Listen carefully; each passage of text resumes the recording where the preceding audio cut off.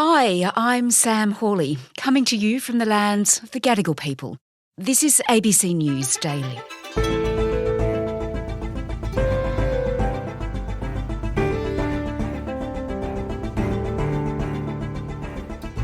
It's hard to comprehend just how terrifying it must be to be living in Ukraine. Russian forces are using missiles and Iranian attack drones to target cities, terrorising civilians and damaging vital power stations ahead of winter. As the war continues, international investigators are on the ground to document those bombings and other potential war crimes, including rape and torture. Today, we speak to one of those investigators.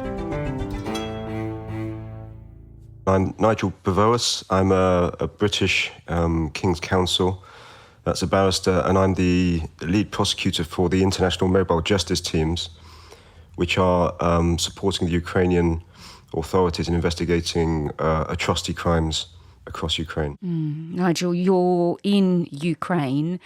Where have you been in the last few days and what have you seen? I've been asked not to mention specifically where I am at the moment for investigative reasons, but currently I'm not far from the front line in the sort of southeast of the country, the general Kherson, Dnipro region. But on this particular occasion, I'm travelling around investigating conflict-related sexual violence in the region, in those territories which were previously inaccessible until recent gains have been made by the Ukrainian forces. So you're going to cities and towns that have been formerly Russian-occupied, but the Russians have now fled? Yes, in recent times where they've fled. It's mainly actually out in the countryside in villages which have been occupied by Russian forces in recent times, yes. Just describe the scenes that you see when you arrive in those places. Yes, well, it's it's forming quite a similar pattern. So I was in the Kiev region in March. Well, actually not in March, but shortly afterwards, where the Russians had occupied there, and also recently in the Kharkiv region in the east near Izium, in a similar situation. And in this particular region, I'm here this time. It's the same pattern of crimes. There's a lot of mass destruction, burnt out vehicles and tanks, crushed civilian buildings, people talking about detention centres, torture. This church was the base for Russian forces. Locals say some civilians were stripped and tortured. They took my son-in-law, my grandson. They bound their eyes and hands and interrogated and beat them. And then they killed the soldier. And obviously awful sexual violence stories that arise. So it really does form part of a genuine pattern that's happening across Ukraine in those territories where the Russian forces have recently occupied.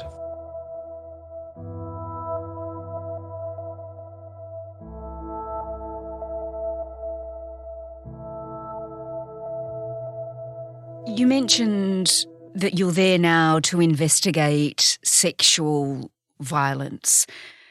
Give me a sense of what you're discovering.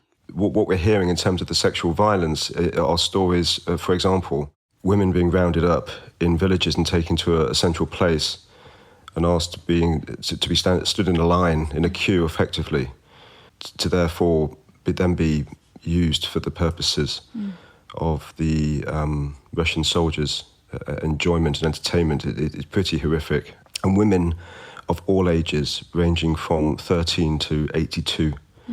So I think that gives you a flavour of just how awful it is.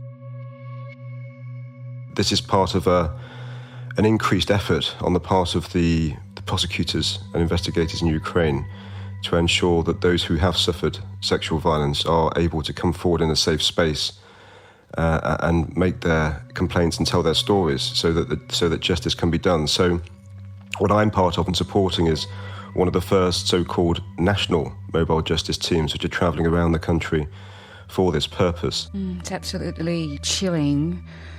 You mentioned you'd been to Izium. There was a mass grave there. Describe for me what you saw in that city. Yeah, well, Izium, I was there very, very early after the liberation and just the day before the mass graves were discovered. But Izium itself was quite resonant of Bucha, where there was also a big mass grave not far from the centre of Kiev. I'm not directly involved in exhuming these mass graves, but I think quite quickly it emerges whether a corpse is a civilian or a soldier. And as you've probably seen, some of the corpses, have their hands tied and clearly have been subject to torture. Authorities say about 450 bodies have been found so far and include soldiers, but also women and children. The bodies showed signs of torture and violent death. 19 of them were Ukrainian armed forces servicemen, and the rest were civilians. It's just terribly sad, but a sort of a very graphic reflection of what's actually happening here and what some of the Russian forces, or many of them, are doing. It's a very stark reminder of the reality that this is a war zone in which war crimes are taking place. Have you ever seen anything like what you're seeing now before? No.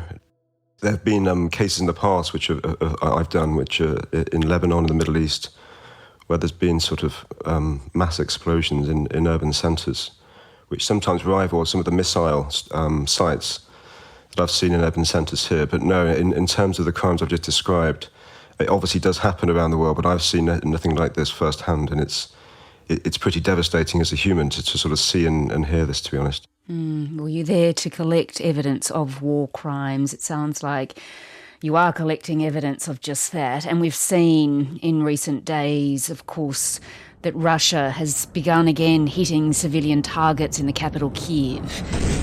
Missiles landed in the centre of the city, one right near a children's playground.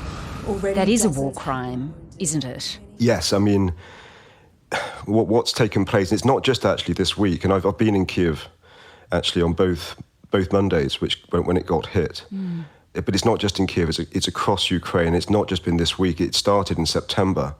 This systematic and widespread targeting of civilian energy facilities and infrastructure, upon which the civilian population here, the entire population, are dependent for their survival. And what's happened is that this has now been taking place over the last 3 or 4 weeks. It's really stepped up and escalated over the last week. And it would seem clear on the face of it, although obviously as an investigator you keep an open mind, but it would seem clear that this is done cynically and intentionally as the cold weather and the winter closes in here, and it's going to cause mass suffering and real pain and loss of life, actually, as the weeks and months progress. And that, of course, in itself causes terror, especially amongst the more vulnerable elements of the population. And I have to say, the attacks themselves, especially in Kiev, I've been very, very close to the explosions and then seen the sites the next day. It is terrifying, the attacks on major cities, and that will be the case across Ukraine. So, yes, on the face of it, this looks like a really clear and cynical intent to spread terror and cause mass suffering across the civilian population.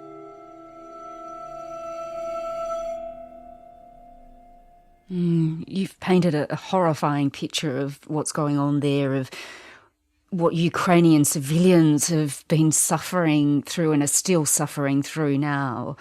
You're there to gather evidence to prove that war crimes have been committed.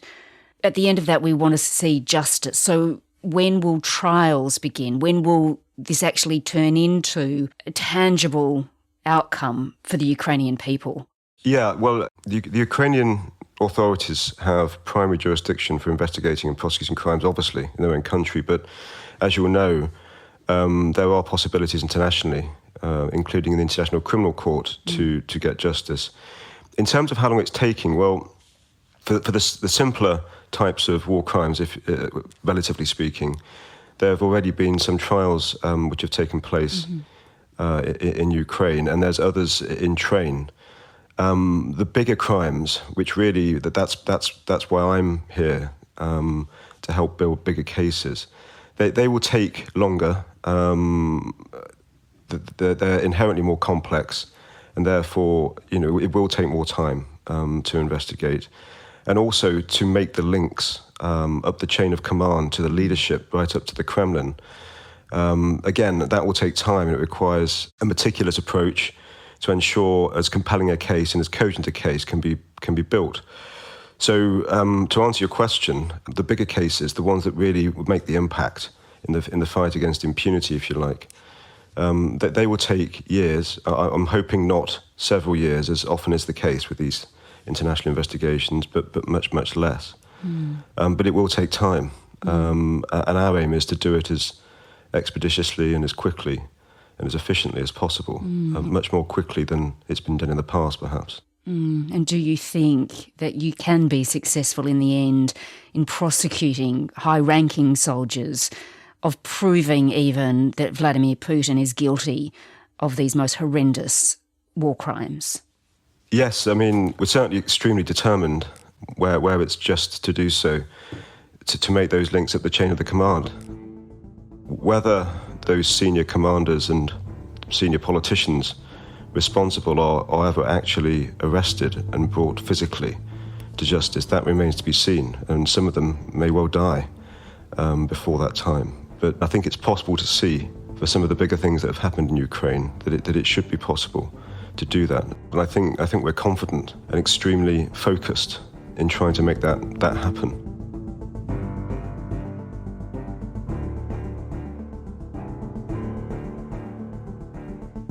Nigel Pavois is a British barrister and part of an international team investigating alleged war crimes in Ukraine. A 21-year-old accused of shooting a civilian on a bicycle was the first Russian soldier to stand trial for war crimes in Ukraine. He's now serving a 15-year prison sentence. This episode was produced by Flint Duxfield and Chris Dengate, who also did the mix. Our supervising producer this week is Sydney Peed. I'm Sam Hawley. ABC News Daily will be back again tomorrow. You can find all our episodes of the podcast on the ABC Listen app. To get in touch with the team, email us on abcnewsdaily@abc.net.au. Thanks for listening.